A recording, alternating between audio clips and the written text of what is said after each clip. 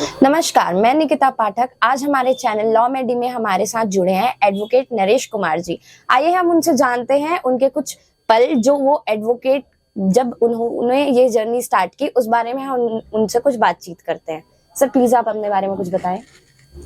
Ma'am start किया मैंने 1997 में, तो बड़ा वो रहा हमारा कि जो है कहते हैं स्ट्रगल किया इसमें। पहले मैं पौड़ी में प्रैक्टिस करता था, उसके बाद फिर मैं यहाँ आया और यहाँ शुरुआती उसमें तो बहुत ये पेशा ऐसा है, पैशन का है, धैर्य। कई सालों तक जो है मेरा पहला जो केस था मैंने 20 रुपये से स्टार्ट किया, 20 रुपये की। वो भी कैसे हुआ कि बहुत गरीब आदमी था, तो आज की डेट में 20 रुपये फीस मुझे ईमानदारी से काम किया। जबकि उसका जो है मुझे जो अपोजिट पार्टी थी उसने 50,000 ऑफर किया था, लेकिन मैंने उसको वो किया। उसके बाद उसने धमकी दी कि ये कर लेंगे वो कर लेंगे, मैं कुछ भी कर लेंगे। मैं 20 रुपये का, तो आज वो ईमानदारी की वजह से मैं आज इस पोजीशन में बहुत ईमानदारी पूर्वक काम करने वाला है। और एक बार और एक वाकया बताता हूँ। रिस्केस का केस था मेरा, जिसमें सुनील शूटर वगैरह वगैरह हैं। प्रॉपर्टी का 52 बीघा प्रॉपर्टी मोतीचूर की थी। मोतीचूर की 52 बीघा प्रॉपर्टी का था। पूरे गाँव वाले थे, सब गरीब लोग थे, उनका कब्जा था। सभा आर्य सभा की लैंड थी, वो उसके नौकर थे, तो वहीं उन्होंने काबिज थे, तो उनका 229 बीघा मुकदमा चला। इस बीच मैनेजर ने बदमाशों को बेच दी जमीन हरियाणा के, तो कम से कम 100 वकीलों ने उसको जो है मुकदमा छोड़ दिया, 100 वकील। उसके बाद मेरे पास आए तो मैंने मुकदमा लिया, मुकदमा आगे बढ़ा। तो डर तो रहता ही था, एक दिन रिस्क से आ रहा था, डर तो होता ही है। तो मैं जो आ रहा था तो मुझे उनकी 8-10 गाड़ियों में आते थे, वो बड़ी बड़ी गाड़ियाँ, मेरे पास छोटी सी 100 मारुति। मैंने अब 7 मोड़ के जंगल में पता नहीं कहाँ मेरे को वो करेंगे, लेकिन चलो बच गया, ऐसा कुछ हुआ नहीं मेरे साथ। तो यही सब वकालत में तो रिस्क बहुत बड़ा होगा, कब कौन धमका दे, कब कौन क्या। एक और है, एक की मैं बेल डाली थी, पता नहीं था, तो वो था जेंट का। तो इस बीच उसकी मैंने बेल डालनी थी, लेकिन इस बीच जब पता चला बी वारंट में उसको पुलिस जो है यहाँ से अरेस्ट करके ले जा रही थी, तो नज़दीकी हवाला थे यहाँ पे। तो उसने रिक्वेस्ट की कि 2 तो उसके साथ इंस्पेक्टर थे और 4-5 कांस्टेबल कि वकील साहब से मिलता हूँ। वो यहाँ करके मेरे को धमकाने लग गया। तो मेरे जूनियर ने उठ के उसको मारने की कोशिश की, तब तक दरोगा जी ने पाँव पकड़ लिए कि साहब ये क्या कर रहे हैं आप। ये जो धमकी देने लग गया था कि तुम्हारे बच्चों को देख लेंगे, ये कर लेंगे। तो उसके बाद जो, क्योंकि वो तो ला नहीं सकते थे, विदाउट उसके लाए थे, तो फिर दरोगा को देखते हमने कहा यार पीछा छोड़। तो ऐसे तो मिलती रही है धमकियाँ। मतलब सर आपके साथ बहुत सारी ट्रेजेडी बहुत, और भी बहुत सारी चीजें। सर बेसिकली आपका स्ट्रीम कौन सा है? Criminal lawyer? मैं स्टार्टिंग मेरा रेवेन्यू से स्टार्ट किया मैंने, फिर मैं सिविल भी करता हूँ, क्रिमिनल भी करता हूँ, मैट्रिमोनियल भी करता हूँ। अच्छा, तो फिर बेसिकली आपके पास तो फिर डाइवोर्स केसेस भी आते ही होंगे। बहुत सारी डाइवोर्स केसेस। और 2020 जब कोरोना लगा, उसके बाद से तो इसकी तादाद इतनी बढ़ गई, क्योंकि सब साथ रहने का मौका मिला। सर्विस में रहते थे, लॉकडाउन लग गया, मियाँ बीवी साथ रहे, तो उनकी बहुत ही ज्यादा तकरारें, बहुत ही ज्यादा हर एक की नौबत तलाक किया। एक मेरे पास बिल्कुल न्यूली कपल आया, उनकी 6 महीने की बेबी भी थी, तो म्यूचुअल के लिए आ गया। तो बहुत मैंने काउंसलिंग की, उन्होंने कहा जी बना दो, मैंने पेपर तैयार कर दिए। फिर उसके बाद मैंने अलग अलग दोनों को समझाया, और इस तरीके से समझाया कि दोनों ने 6 महीने और तुम्हारा बच्चा, ये मतलब बड़ी कायदे समझाया। उसके बाद मैंने कहा चलो पेपर मेरे तैयार हैं, मैं थोड़ा पलटन बाजार वगैरह घूम के आ जाओ, उसके बाद मैं तुम्हारा पिटीशन डाल दूंगा। वो गए, उसके बाद वापस गए। बड़ी खुशी होती जब, क्योंकि हमारे समाज में ये है कि हम नहीं चाहते हैं कि किसी का तलाक हो, लेकिन जब हमारे कानून में है कि अगर जो कोई गुलाब का फूल है, लेकिन उसमें कांटे इतने ज्यादा हैं कि अगर हम उसको छुएंगे तो हमारा कांटे चुभेंगे, खून निकलेगा, तो उस गुलाब के फूल को फेंकना ही बेहतर है।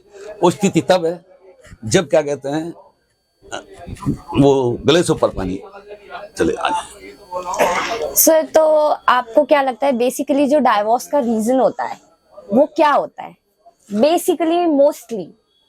देखिए जी, मैं रीजन की बात आपको बताता हूँ। रीजन कुछ नहीं होता है, दोनों को अहम टकराते हैं। किसी के लिए क्रूरता जो है, केवल आपने तू बोल दिया, उसको वही क्रूरता लगा, और कोई बहुत मारता पीटता भी है अपनी पत्नी को, उसे कोई फर्क ही नहीं पड़ता।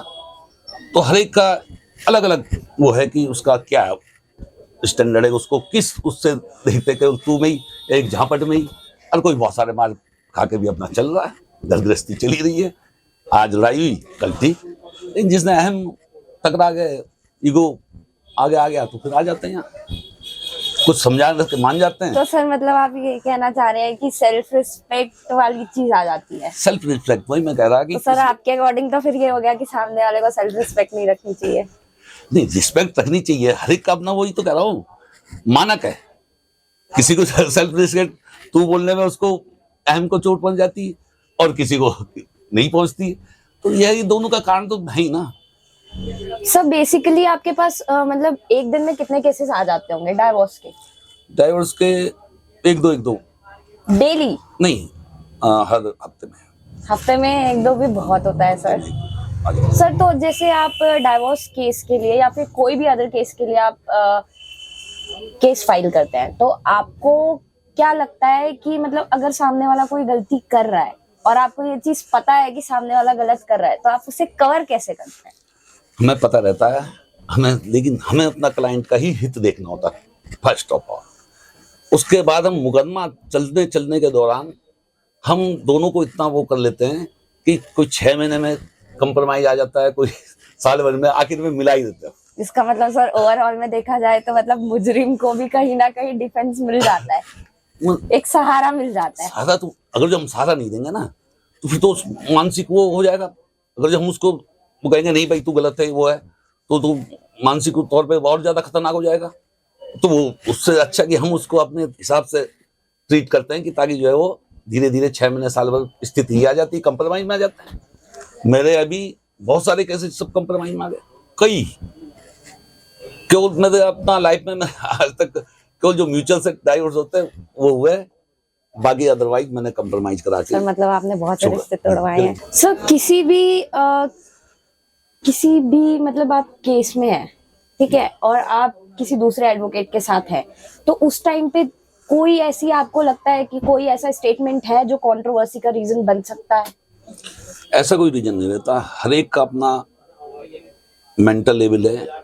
कुछ वकील जो है आर्ग्यू करते समय लड़ने भिड़ने पर उतारू हो जाते हैं, कुछ जो अपने आराम से आर्ग्यू करते हैं, और कोर्ट के अंदर हम आपस में जितना भी लड़ाई झगड़ा करें फिर आप बाहर निकलते एक दूसरे के गले में बाएं डाल के आराम से दोस्ती के उससे रहते हैं। सर मतलब कोई पर्सनल कोई नहीं पर्सनल, भाई मैं अपने क्लाइंट के लिए लड़ रहा हूँ, वो अपने क्लाइंट के लिए लड़ रहा है, दोनों लड़ रहे हैं, बाकी डिसीजन तो कोर्ट ने करना ना। सर आप अपनी पर्सनल और प्रोफेशनल लाइफ कैसे अलग रखते हैं? क्योंकि आज के टाइम में तो हमें लगता है कि ये बहुत ही ज्यादा हेक्टिक हो चुका है अब के टाइम में। अब मैं क्या बताऊं इस संबंध में, क्योंकि मेरा नेचर ही कुछ इस टाइप का है कि जो है क्या कहते हैं, मैं अपनी पर्सनल और प्रोफेशनल लाइफ दोनों को एंजॉय करता हूँ, कहीं कोई दिक्कत नहीं। यहाँ भी एंजॉयमेंट, क्लाइंट आते हैं उनके साथ भी हंस आ गए, मतलब जो अगर जो दुखी भी आ गया कोई तो खुश होकर के जाता है जब से। सर आप मैरिड है? हाँ। सर आपकी और आपकी वाइफ की जब लड़ाई हो जाती है तो आप कैसे मतलब डील करते हैं उन चीजों से? देखो जी, अब हकीकत बताओ, कभी झगड़ा वगड़ा हो गया तो एक दिन मैं खाना नहीं खाता हूँ, बिना खाए हुए आ जाता हूँ। उसके बाद पत्नी समझ जाती है कि नाराज है, अगले शाम को फिर मुलाकात हो जाती है। सर मतलब आप अच्छा आइडिया दे रहे हैं लोगों को। ये सबसे महात्मा गांधी ने ये आइडिया दिया है भूख हड़ताल का, भूख हड़ताल कर दो सब चीजें मैनेज हो जाएंगी। सर मेरा एक लास्ट क्वेश्चन आपसे ये होगा कि आप अभी जैसे आपने बताया कि इतने सारी अलग अलग स्ट्रीम में आपने ट्राई कर चुका है, तो सर बेसिकली कर रहा हूँ, काम कर रहा हूँ। ओके सर आप बहुत पहले से कर रहे हैं ये प्रैक्टिस, तो जैसे अभी लोगों का बोलना ये है कि लॉ की स्टडीज फिर भी थोड़ी टफ हो चुकी है, तो जब आपने ये स्टार्ट किया था क्या आपको लगता है कि ये जर्नी थोड़ी इजी थी उस टाइम पे एज कम्पेयर टू नाउ? उस टाइम पे भी यही था, उस टाइम पे भी यही था, स्ट्रगल करना पड़ता है, पहले जूनियरशिप करनी पड़ती है, फिर कई साल उसमें घिसने के बाद तब आपके पास चैम्बर आ पाता है, नहीं तो जो है सड़कों में रहना पड़ता है, और बहुत ही स्ट्रगल करने के बाद तभी पोजीशन आती है। सर अब भी आपको ऐसी चीजें फेस करनी पड़ती हैं?